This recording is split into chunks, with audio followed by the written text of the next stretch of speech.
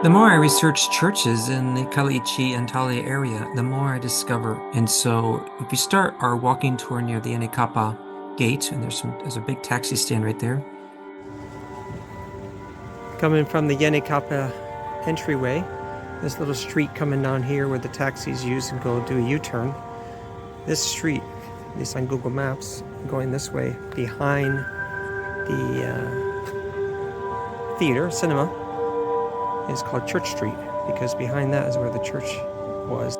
And these streets here are on Google, but they're not listed, at least not Kilise Sokak, which we see passing through right behind the taxi stands and crossing over the Mazar Lake where the taxis actually sit on. Way a little bit past the Ataturk house there, you'll see two graves, actually the tops of two graves of lions, and this entryway to the Kara Ali Olu Park, and is named after the owner of the land.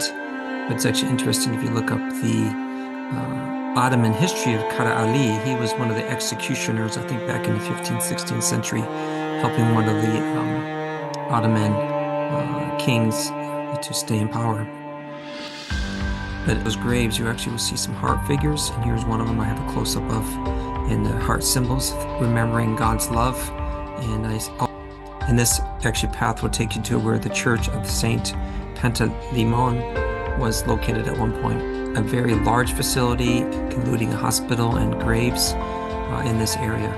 And so, walking behind the building, the cinema on Church Street, Kilise Sokak, will lead us actually to where the church probably formerly was. Walking in this area, there's the cinema, Metropolitan Cinema area in this park. In this area here is a park empty space. But the most interesting part of this is the far end here by the tree. Right over there, that tree. There's actually like an apse where there's a round figure, like it's a curve heading east as we're walking in the morning sun. You can see the sun is hitting us here in January. But that curve, for some reason, is in the middle of the walkway. And it looks like the area where, maybe in honor of the former church. There's no reason why they would put a curve there, but they do. Maybe around this tree. So, I forget what year this area of the church was destroyed from viewpoint. And even underneath this area structure, could be just the cement, but it looks like there's a barrier underneath. Is a former historic something, or just how they made it. So, it's just one of my guests I'm exploring.